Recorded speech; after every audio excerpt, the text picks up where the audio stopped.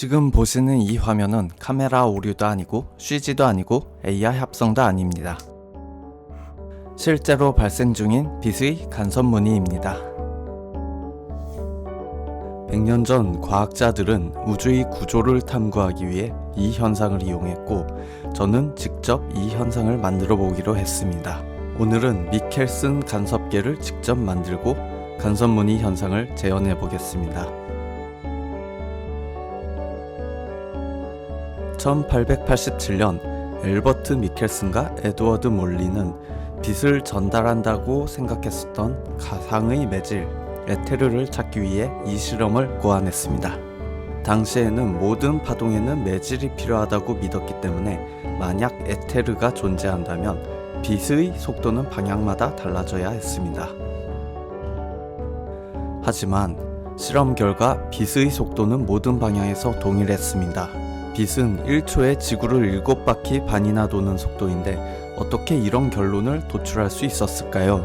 그 정답은 극도로 정밀한 측정 장치에 있었습니다. 그것이 바로 미켈슨 간섭계입니다. 당시에는 레이저가 없었기 때문에 나트륨 램프를 이용해서 단색광을 만들었습니다. 저는 그 원리와 동일하게 레이저를 사용하여 현대적으로 구현하겠습니다. 이 작은 유리 안에는 반투명 거울이 있습니다. 들어온 빛을 거의 동일한 비율로 두 갈래로 나누어 서로 위상이 같은 빛을 만들어냅니다. 이것이 미켈슨 간섭계의 중요한 구성품입니다. 실험의 원리를 설명해드리면, 레이저 모듈에서 빔 스플리터를 향해 빛을 쏘면 중앙의 빔 스플리터에서 두 거울로 동일한 빛을 쏘게 됩니다.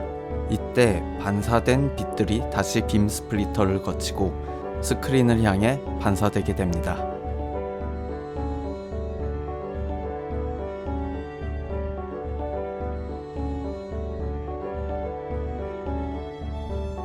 만약 두 거울과 빔 스플리터 사이의 거리가 달라지면 빛의 위상이 서로 어긋나게 되고 간섭 무늬의 위치와 형태가 변화하게 됩니다. 그래서 경우에 따라 간섭은 계속 일어나고 있지만 무늬의 대비가 사라져 눈에 보이지 않기도 합니다. 그렇기 때문에 뚜렷한 프린지 구조를 보기 위해서는 빛의 파장 수준의 미세한 변화에도 반응할 만큼 매우 높은 민감도를 요구합니다. 이러한 간섭계 구조는 극도로 작은 거리 변화까지 감지할 수 있기 때문에 현대에는 중력파 검출에도 응용되고 있습니다. 대표적인 예가 라이고로 두 팔의 길이가 각각 약 4km에 달합니다.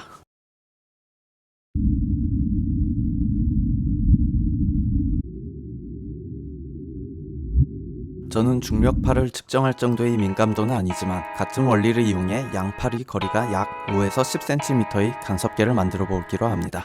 우선 레이저, 빔 스플리터, 거울들을 고정시킬 단순한 구조물을 출력해서 실험해 보았습니다. 프린지 현상을 관측하기 위해 손으로 조정하기에는 결코 쉬운 일이 아니었습니다. 정밀 장비가 없었기 때문에 종이와 휴지를 받쳐서 미세 조정을 시도했습니다. 그야말로 종이 한 장의 차이로 실험의 성공과 실패가 결정되었습니다. 그렇게 4시간 정도 고생한 결과 마침내 프린지 현상을 목격할 수 있었습니다. 프린지가 얼마나 민감한지 확인하기 위해 일부러 바닥에 미세한 진동을 가해보았습니다. 눈에 거의 보이지 않는 진동에도 프린지 패턴은 즉시 반응했습니다.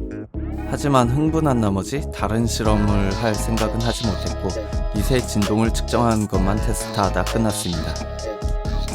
실험에서 확인하지 못한 것이 있기도 하고 재현을 더 쉽게 해보기 위해서 기구들을 보강하여 재실험하기로 했습니다. 필요한 것은 정밀한 삼축 조정 기능이었기 때문에 삼축을 조정하는 베이스판을 만들고 각 모듈들을 결합하는 방식으로 설계하였습니다.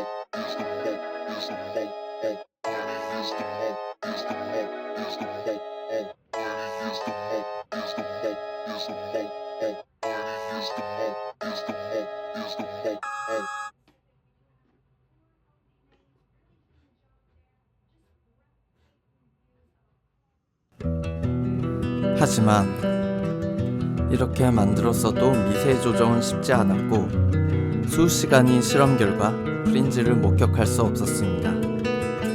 처음에 프린지를 목격했던 것이 초심자의 행운이었을까요?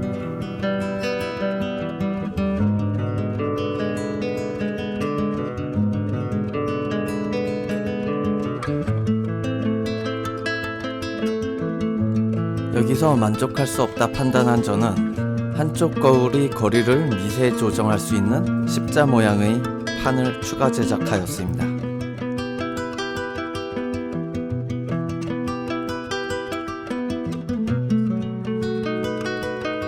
이 십자판 위에 기존 광학 모듈들을 붙여 고정시켜 줍니다.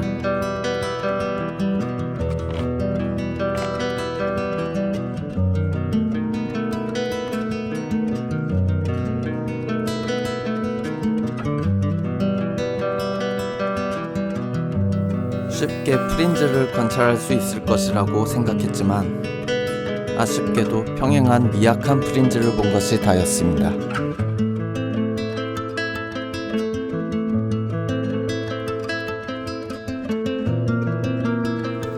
우선 십자판의 두께가 너무 얇아서 조정할 때 미세하게 경로가 틀어지는 문제가 있었습니다.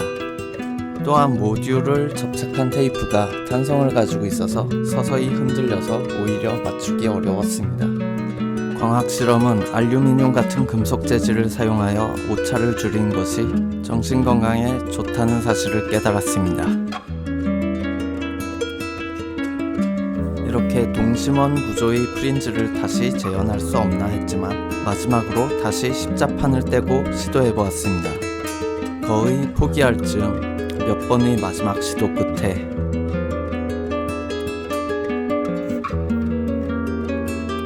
감격적이게도 다시 동심원 구조의 예쁜 프린지가 나타났습니다.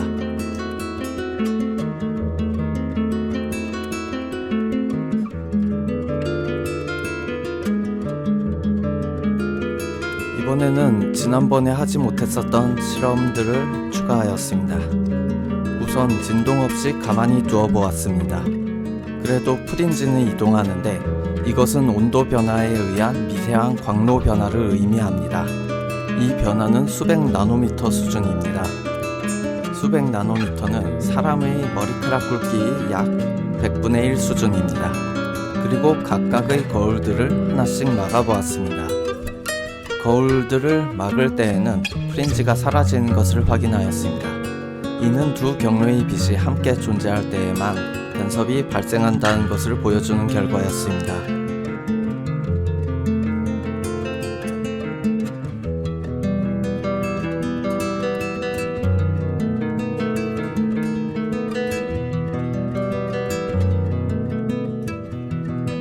타임랩스 영상을 찍어 프린지가 온도 변화에 의해 흐르는 것도 확인할 수 있었습니다.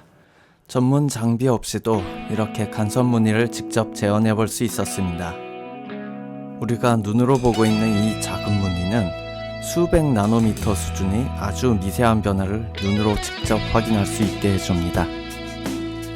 100여 년 전 현대보다 열악한 환경에서도 과학자들은 이러한 간섭 무늬를 통해 빛의 본질과 우주의 구조를 탐구했습니다.